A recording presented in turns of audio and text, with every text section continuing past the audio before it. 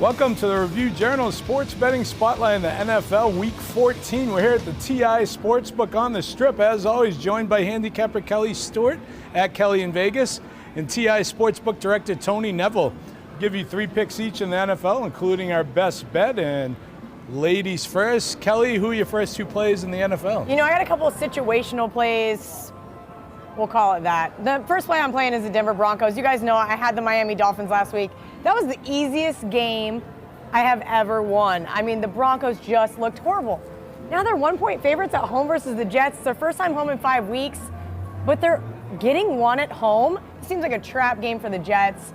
I'm going to take the ugliest team, not quite, they're not the Browns, but one of the ugliest teams in the NFL right now, getting 1 at home. Next up, I like the Washington Redskins getting almost a field goal at the Chargers. We talked about this last week when somebody played the Chargers.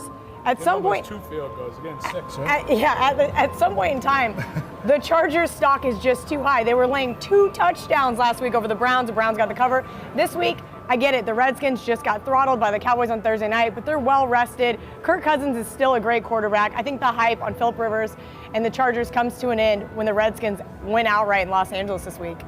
All right, Tony, who are your first 2 plays? My first 2 picks are going to be the Oakland Raiders as they travel to Kansas City. The wise guys are all over Kansas City. Some of the locations worldwide have gone from 3.5 up to 5 points. But I know that this is a big game for the Raiders. The Raiders and Derek Carr, they're going to be looking to win this game on the road. They've been humiliated over the last 1.5 years by the Chiefs. The Chiefs are like an airplane that's going down, down, down, and I don't see them pulling out of this. Alex Smith is not the kind of quarterback that you hope to turn the action around with. If he does continue to lose, you might look at a quarterback change the following week and maybe a coaching change at the end of the year. So look for the Raiders. They'll be happy to have Michael Crabtree back, and hopefully they'll have a healthy Amari Cooper. My second game is the Dallas Cowboys traveling up to the New York, New Jersey area, and they're going to try to take on the Giants, who are also in a tailspin. And even though this is a game that's usually decided by 3 or 4 points, I think the Cowboys are the selection here. Dak Prescott will keep the passing game under control, and then they're really going to have to reach out, and they're going to have Alfred Morris show up. He's been averaging about 5.4 yards rushing per game. Look for the Cowboys and Jerry Jones to get all the highlights there in New York City. All right, Tony, we're going head-to-head on the Giants-Cowboys. I can't believe I'm doing this, but I'm siding with the Giants, getting 4.5 from the Cowboys. A total player and emotion here. Head coach Ben McAdoo and GM Jerry Reese are out, and Eli's back in. I expect an inspired effort from Eli back in the front of the home fans who will have a newfound appreciation for Eli, and more importantly, the Giants defense, who will definitely come to play for interim coach Steve Spagnuolo, the former defensive coordinator, and added motivation for the Giants to try to spoil any playoff hopes the Dallas Cowboys still have. Besides the 38-14 win over the Skins, where the Skins turned it over 4 times against Cowboys, Cowboys had lost 3 straight, 92-22. Could see the Cowboys just winning a close one here, and the Giants doing enough to cover the spread. Also, I have a suspicion that you're going to be on the same play, Kelly, your favorite team, the Minnesota Vikings, laying 2.5 over the Panthers. The Vikings just keep rolling. They've covered 7 straight. They've won 8 straight, top 5 offense and defense. And they need to keep winning to clinch home field advantage in the playoffs, where they could stay at home all the way to the Super Bowl in balmy Minneapolis. So I'm going to go with the Vikings, who completely shut down the Falcons last week. Matt Ryan without a touchdown and Julio Jones with only 2 catches. And the Vikings 40-15 run against the spread. So let's move on to our best bets. Sorry if I took some of your stats. Kelly, also, I might want to mention, you've been called one of the hottest handicappers in the business, and by that I mean you went 3-0 last week in the NFL and 5-0-1 overall in college in the NFL. So it's about time I had a really good week, right? Yeah, so, like Todd said, he basically took everything I had written down here about the Minnesota Vikings, so I'm going to keep my best bet short and sweet.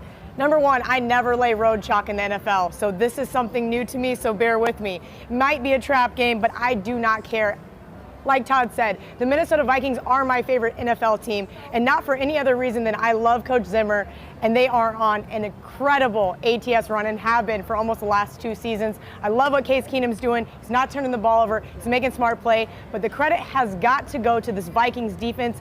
They held the Atlanta Falcons to no touchdowns. I mean, this team is on their way to the Super Bowl. At least I'm hoping for my futures bet. That being said, I'm going to lay a little bit of an almost field goal on the road at Carolina with the Minnesota Vikings. All right, Tony, who's the team you don't want people to be playing here because it's a winner? I tell you what, I want people playing both sides of this game. But I remember this last weekend, a team called the Eagles traveled out west, and now the Seahawks are traveling back to the East Coast to take on Jacksonville in what could be the toughest football game of the weekend. Look for Seattle to hold down on that passing game. They will be very conservative. They will work both the run and the pass. You can't sell the Jacksonville Jaguars short. Their defense is much improved over 2 or 3 years ago, and Blake Bortles has looked exceptionally well. But again, Seattle, they have the history behind them. They will show that not only can they knock off the Eagles, they can travel the 3 time zones and take down the Jacksonville Jaguars. The edge here should be in the field goal kicking, so look for the field goal at the end of the game to put Seattle just over the Jaguars. All right, I'm going to take the losing team from that game, the Eagles, +2 at the Rams. They opened as favorites, the Eagles. Now they're getting to a matchup of the 2 top picks in the 2016 NFL Draft, Carson Wentz and Jared Goff. Carson Wentz has clearly proven he's a better quarterback, and more so the Eagles' defense is better than the Rams. The Rams, their high-flying offense was shut down by the Jaguars and the Vikings, who held them to 250 yards. The number 3 team with the total defense in the NFL is the Eagles. They had that loss to the Seahawks. They outgained the Seahawks by 115 yards. Carson Wentz fumbled at the 1-yard line. Expect the conditions to be much better in sunny LA, where the Eagles might have more fans than the Rams in the stands, and look for the Eagles to bounce back here. That's our spotlight in the NFL.